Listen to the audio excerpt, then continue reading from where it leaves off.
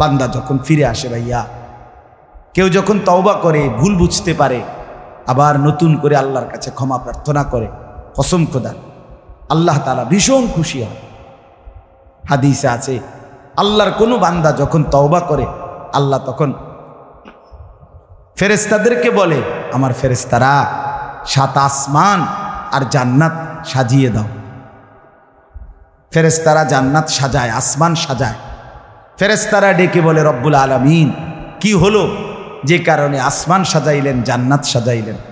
রব্বুল আলামিন তখন বলে, আসলাহাল আবদু মাওলাহু, এক ভেগে যাওয়া গোলাম আজকে তার মনিবের সাথে সম্পর্ক ঠিক করে ফেলছে।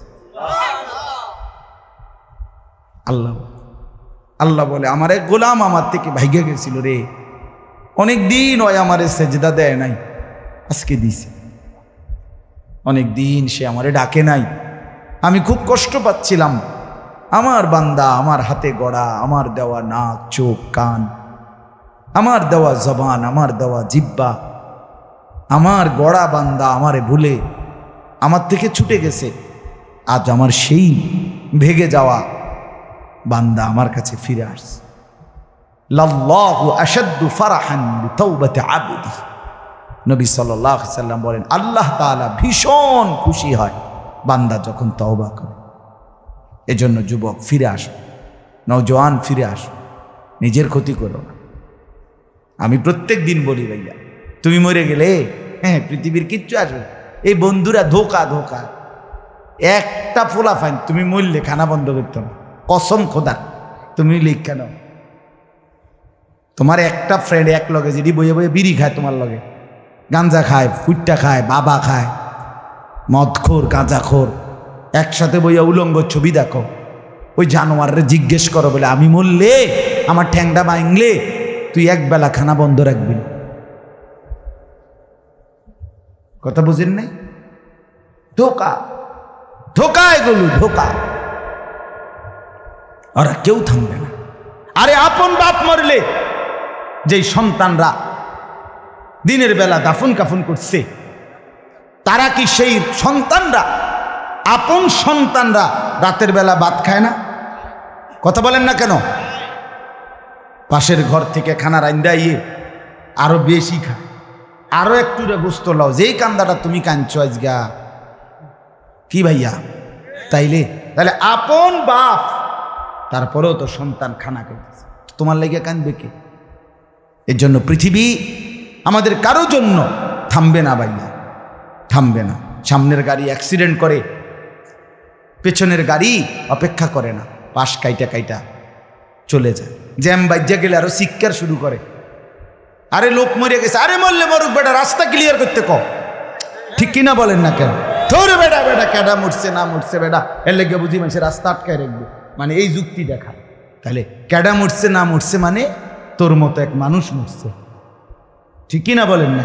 তোর মতো এক সুস্থ সবল মানুষ মরছে বেটা, যে একটু আগে হাত নাড়তো, পা নাড়তো, সেই মানুষটা এখন রক্তে ভাসতেছে বেটা। পাত্তাও নাই, কিসের সময় কাম, কার হাতে সময়?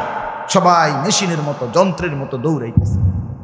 রাস্তায় দেখেন না সিএনজি, অটো, কি করে সবাই, কারো হাতে সময় নেই। ঠিক কিনা বলেন? কে কাকে ঠেলিয়া যাবে, কারো হাতে সময় নেই, কে কার জন্য থামবে। এই জন্য তুমি নষ্ট হয়ে গেলে বন্ধু, কেউ তোমারে ফিরাবার নাই। তোমার জন্য ভাববে কেউ, ডাকবে কেউ, কাঁদবে কেউ নাই। আরে আপন মা বাপের তো খবর নাই এখন। আপন বাপ সাইয়া রইছে, দেখে তার ফুতে আজকে 6 বছর 9 বছর এক ওয়াক্ত নামাজ পড়ে না, এবড়া বয়ে বয়ে বিড়ি খায়, বন খায়, চা দিয়া ভিজাইয়া খায়। এবারটার মাইছ না সেইটার নামাজ পড়লে পড়ছে, না পড়লে রাতের ব্যাপার। বাবুরে টেহা দনে দিছে, টাকা দিলে খালাস। যদি সুতে টাকা দেয় বাপের কোনো অসন্তুষ্টি নেই, আর যদি টাকা না দেয় এবড়ার গজবে আল্লাহর আরশ কাঁপে। ফুতের উপরে লানত দিতে দিতে, অভিশাপ দিতে দিতে শেষ। কারণ টাকা দেয় না, টাকা দেয় না, পুরা গ্রাম হাইটা হাইটা তখন মানুষের কাছে বদনাম। এই ফোলাগারে মানুষ করছি আমি, এই ফোলার লাগিয়া জীবন যৌবন শেষ করছি, 12 লাখ টাকা সুদে লইয়া তারে আমি নিজে বিদেশ পাঠাইছি। কত বড় নেয়ামতের কথা। বেশরম মানুষ সুদে টাকা লইয়া আবার মানুষের দ্বারে কও এত বড় হারাম কইরে আবার কইতেছ, হ্যাঁ 12 লাখ টাকা দিয়ে ফোলা বিদেশ ফাড়াইছি আমি, কিস্তি লইছি আমি, সুদে লইছি আমি, আর অন ফোলা গাও একটা টাকা দেয় না।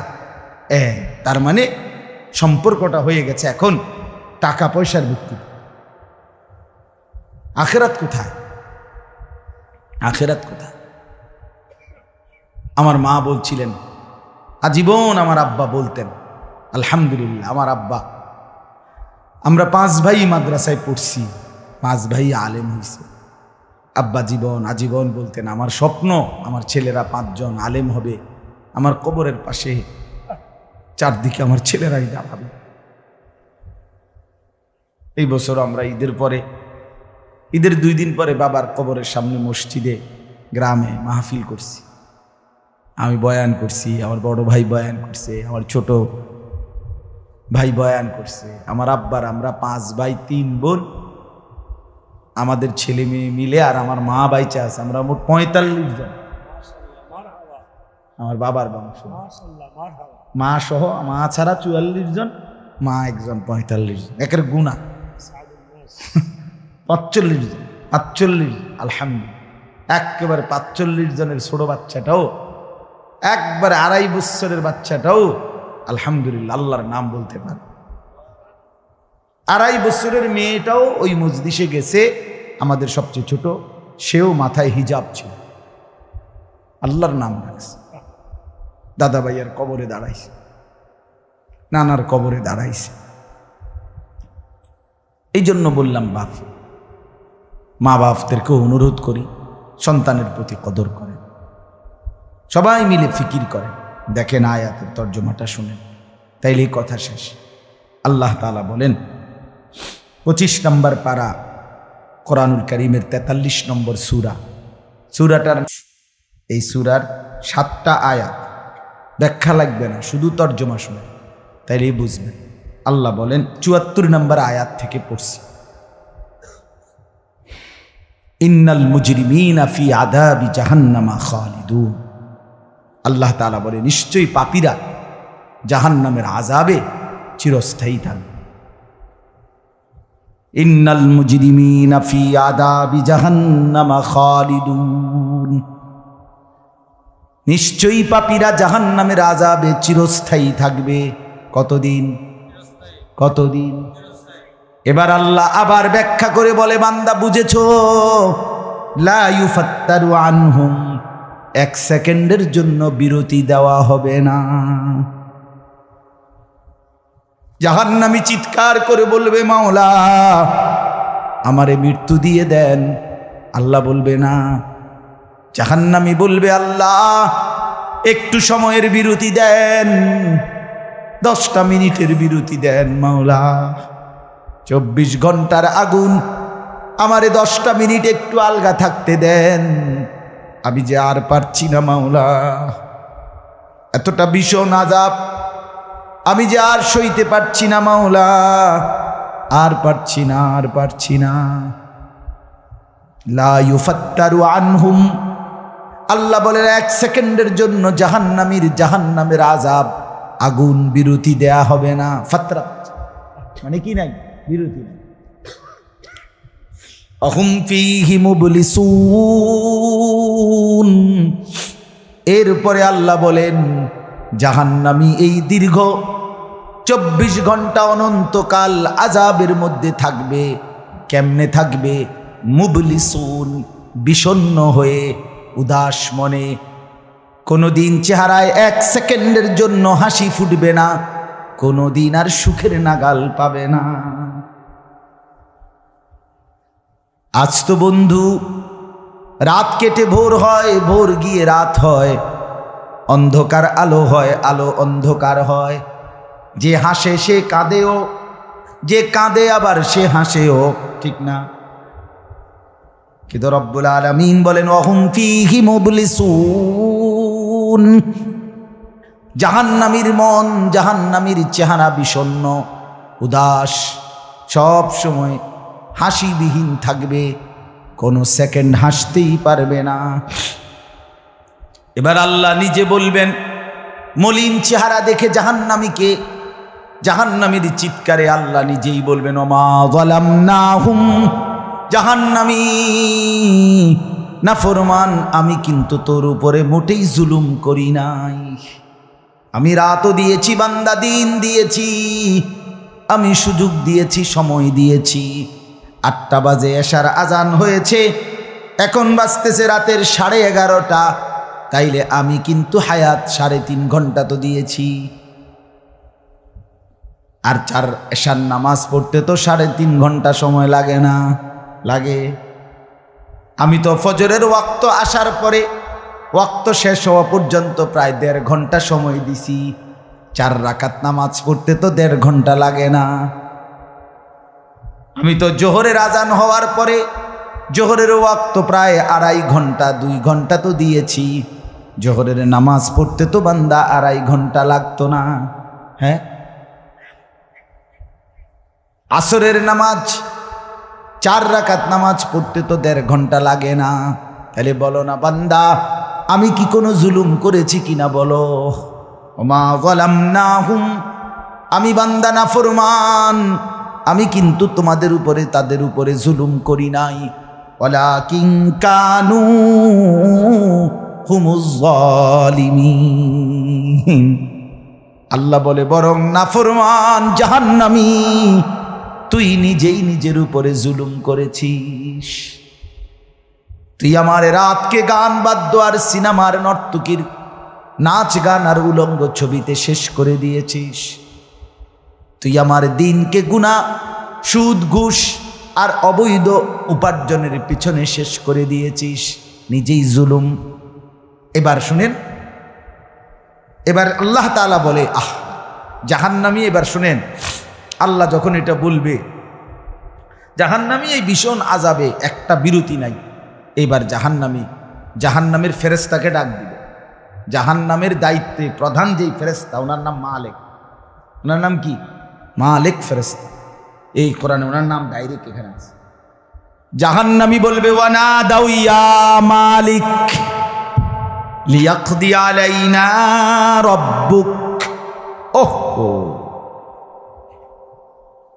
আল্লাহ বলে জাহান্নামীরা, জাহান্নামের ফেরেশতা মালিককে ডাক দিবে ইয়া মালিক, হে মালিক শোনো না, ফেরেশতা একটু শোনো না। লিয়াকদি আলাইনা রাব্বুক, ফেরেশতাকে বলবে ফেরেশতা তোমার রব, তোমার আল্লাহকে একটু বলো না এমন কষ্টের আযাব না দিয়ে আমারে চিরতরে একবারে শেষ করে দিতে, আমি যে আর পারছি না। লিয়াকদি আলাইনা রাব্বুক, বলো না ফেরেশতা তোমার মাওলাকে বলো না, তোমার রবকে বলো না আমারে একদম শেষ করে দিতে, আমারে মৃত্যু দিয়ে দিতে, আমি যে আর পারছি না। কেমনে সইব এত গরম, কেমনে সইব এত আযাব?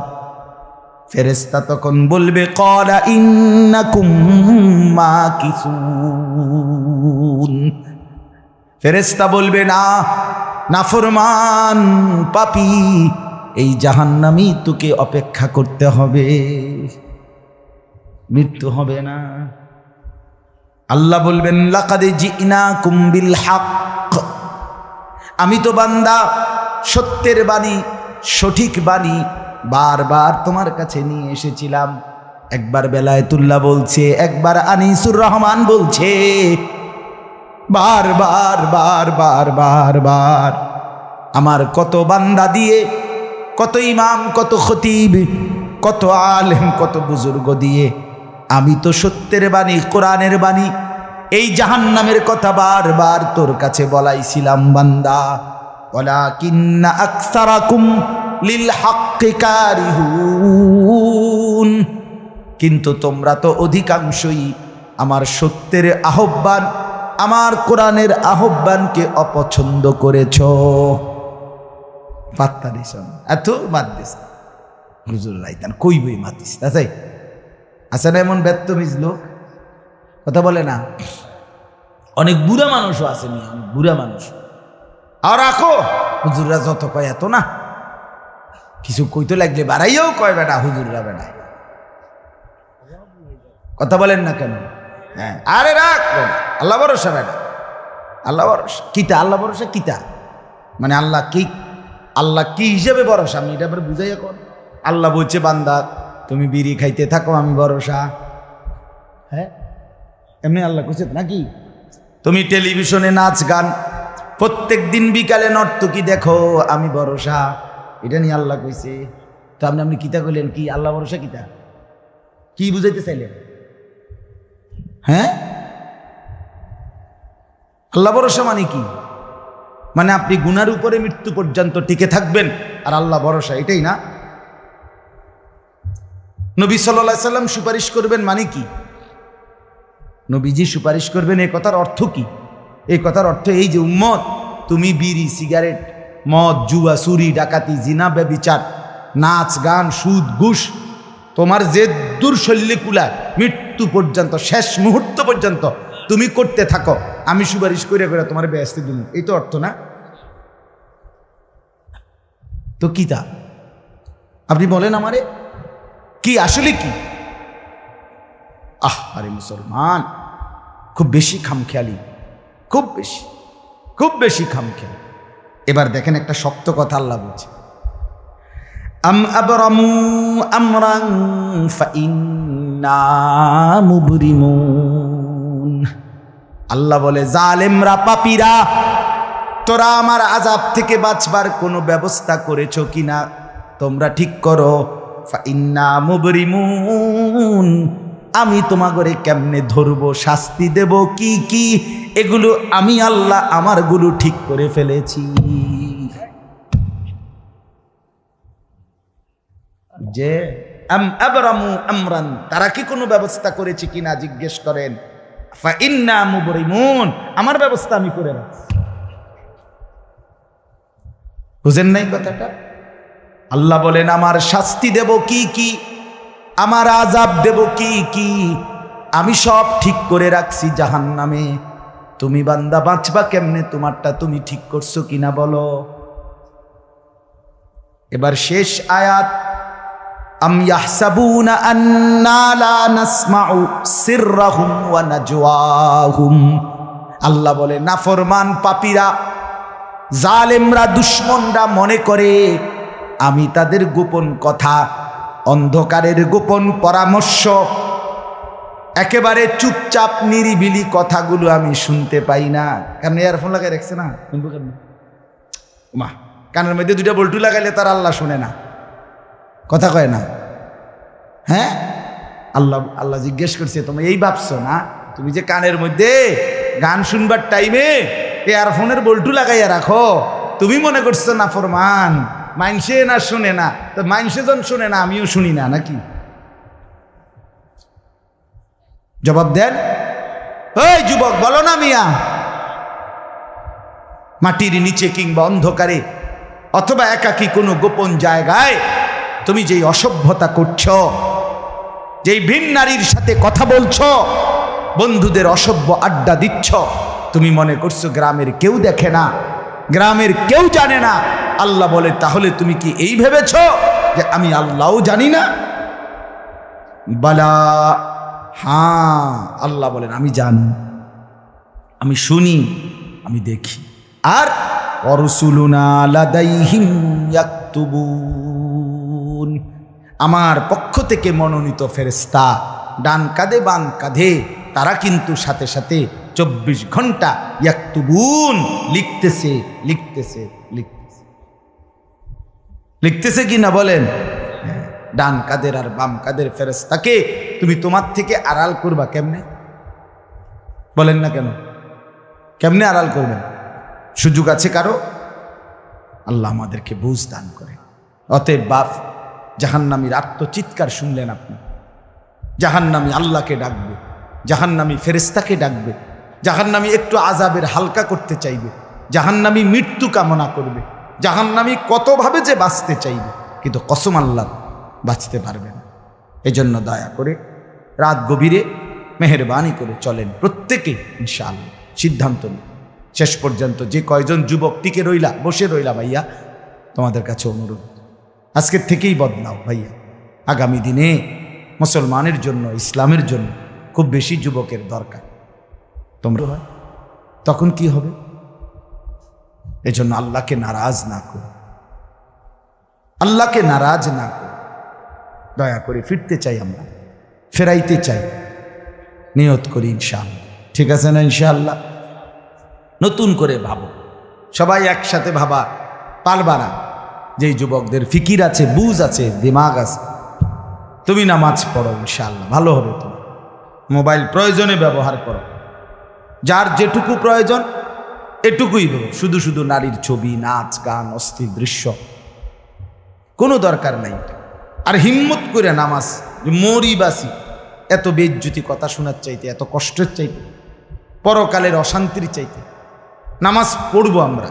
দেখবেন ছেলেরা তোমরাও হিম্মত করে শুরু করলে 5 ওয়াক্ত নামাজ ওষুধের মতোই মনে করো না, বিষ ওষুধ, তিতা ওষুধের মতো। দেখবা একটা মাস যদি কেউ একটু জন্মা যে মরি বাসি নামাজ পড়মুই, কসম একসময় এটা মজাদার হয়ে যায়।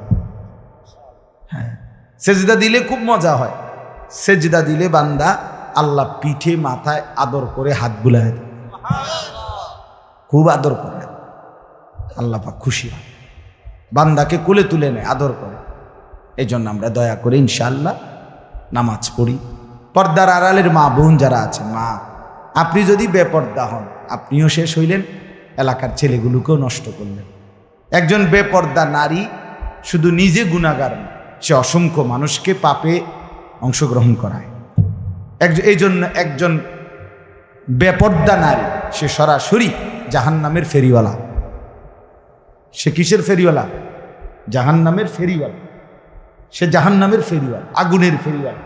কারণ সে তো তার রূপ যৌবন দেখাইতেছে, ফেরিওয়ালার মতো পিছনে পিছনে ডাকতেছে অসংখ্য যুবককে, দেখো আমাকে, বরবাদ করো নিজেকে,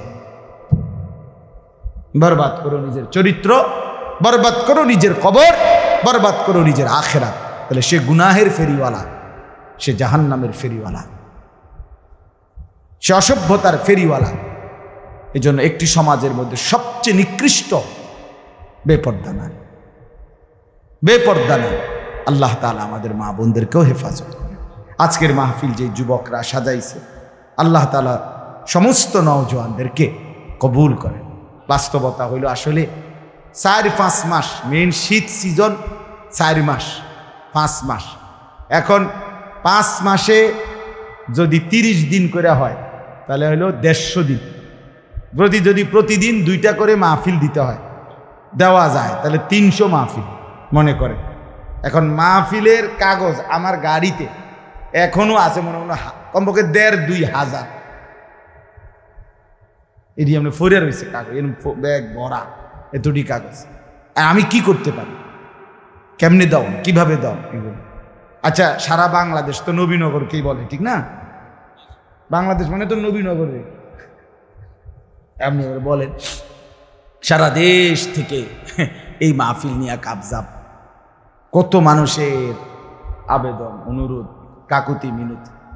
এরপরও আমাদের এই মুফতি বেলায়েতুল্লাহ সাহেব এবং আমাদের এই নবীনগর এসআর মসজিদের ইমাম মকবুল ভাই, মৌলানা মকবুল সাহেব, এরা সবচেয়ে বেশি মাহফিলেই, কম না আলহামদুলিল্লাহ। আমি চেষ্টা করছি, ওনাদেরকে অনেকগুলো মাহফিল দিচ্ছি, আরও দেওয়ার ফিকির আছে, কিন্তু আসলে সময় একদমই অল্প। মূলত খুব বেশি ডেট নাই, কুলাম যায় না, এই জন্য এই সময় দিতে হয়েছে। ওই ভাই ইমাম সাহেব অনেক অনুরোধ করছে, আমারও মনে আছে, ওখানে বারবার বেশি অনুরোধ করছে।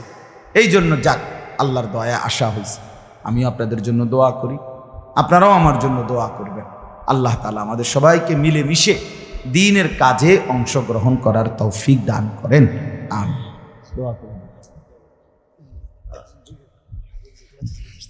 আল্লাহ কবুল করেন।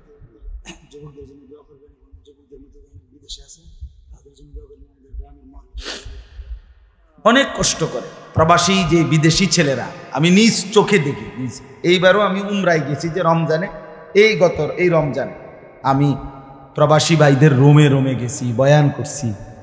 12 জন, 14 জন, 16 জন, 20 জনের রুমে হালাকা। এবার বেলায় ওই যে হালাকা কাকিয়া, ওইখানে গিয়েও বয়ান করছি। এবার এই আমগো প্রবাসী বাংলাদেশি ভাই, আর এই অনেক কষ্ট করে 12 ঘন্টা 14 ঘন্টা ডিউটি করে। হ্যাঁ, এরপরে আপনার এই ছোট্ট একটা রুমের মধ্যে 14 জন 16 জন একসাথে ঘুমায়, নিজেরা রান্না করে খায়, নিজেরা ঠিক আছে, কথা হবে ইনশাআল্লাহ। হ্যাঁ, এই জন্য এরা অনেক কষ্ট করে। এই কসবার এক ছেলে, আমি এক মাস এবার আমার এইবার রমজানে জড়ায় ধরা আমার কানছে অনেকক্ষণ, বিদেশ মক্কায়। ছেলেটা আমারে বলতেছে, হুজুর আমি 8 বছরে আজকে বিদেশ করি, এই 8 বছরে কোনোদিন এই বিদেশে একজন ভালো ডাক্তার কোনো শরীরে কোনো রোগ সুখের জন্য দেখাইনি। কয়েকজন ডাক্তার যদি দেখাই তাহলে হেরার যে ওষুধ টষুধ দিবে আমার 15-20 হাজার টাকা চলে যাবে খরচ। কয় তাইলে আমি বাড়ির টাকাটা পাঠামু কেমন? কয় এই জন্য ব্যথা বেদনার একটা ট্যাবলেট খাইয়া পইরা থাকি হুজুর, আর এই কলজার মধ্যে জমাইয়া টাকাগুলো সব বাড়িতে পাঠায়। ছেলেটা আমারে খুব কাঁদছে, আমার পোলাটার কথা মনে হয়। সে আমারে বলছে, হুজুর আমি আজকে 8 বছরে কসম আল্লাহ, কয় এই মক্কায় বলতেছি, কয় সুখ নিজের আনন্দ বলতে কি জিনিস আমি আজকে 8 বছরে কোনোদিন দেখিনি। সবটা দিয়ে দিছি পরিবারের জন্য, মানে বাড়িতে, শুধু কোনো রকম মানবেতর কোনো রকম মানে কোনো রকম জিন্দিগিটা কাটাই, বিদেশে পড়ে আসি আমি। কিন্তু এরপরে বাবা এতটা কষ্টের টাকা পাঠাবার পরে যেই স্ত্রী, যেই বিবি বাজারে বাজারে ঘুরে, বেপর্দা ঘুরে, মোবাইলে সারা দিন রাত পড়ে থাকে, স্বামীর পবিত্র আমানত, নিজের ইজ্জত, নিজের সতীত্ব নষ্ট করে, পরকিয়া, ভিন কোনো পুরুষের সাথে অবৈধ কোনো সম্পর্ক করে, তার মতো অসভ্য, নির্লজ্জা, বেহায়া, অসভ্য নারী আল্লাহর জমিন আর কেউ হইতে পারে না। তোর জন্য বেটি, তোর ছেলেটার জন্য, বাচ্চাগুলোর জন্য এই ছেলেটা, এই পুরুষটা আজকে 6টা বছর, 8টা বছর, 12টা বছর বেটা বিদেশের জমিনে পড়ে আছে, আর বিনিময়ে তুই নিজের জিন্দেগি নষ্ট করে দিলা, স্বামীর পবিত্র আমানত নষ্ট করে দিলা তুমি।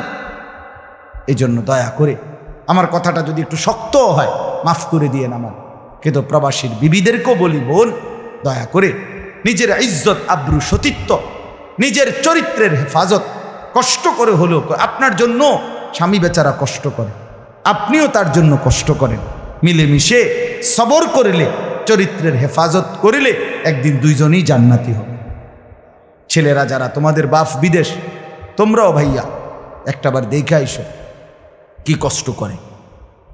এই জন্য দয়া করে কষ্টের এই রক্ত পানি করা টাকা শুধু শুধু মোবাইল টিপ্পা, উলঙ্গ ছবি দেখা, নর্তকীর নাচ গান দেখে ভাইয়া নষ্ট করো না। এত বড় জুলুম বাপের উপরে কইরো না, আল্লাহ সইবেন। এত বড় জুলুম কইরো না, একদিন তুমি কষ্ট পাইবে, একদিন তোমার উপরে এই মুসিবত আসবে। আল্লাহ আমাদের ছেলেদেরকেও হেফাজত করে। মসজিদের কাজ আমি নিজেও দেখছি, আলহামদুলিল্লাহ মসজিদের কাজ চলতেছে।